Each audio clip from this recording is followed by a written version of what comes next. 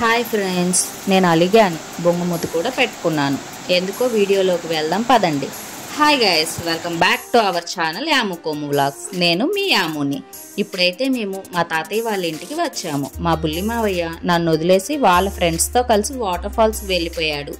నన్ను మాత్రం తీసుకెళ్ళలేదు. అందుకే నేను అలిగాను ఫ్రెండ్స్. మా మావయ్య వెళ్ళి వచ్చాక ఈ వీడియోస్ చూపించి మరీ ఏడిపించాడు. ఆ తర్వాత బ్రతిమలాడాడు, అది వేరే విషయం అనుకోండి.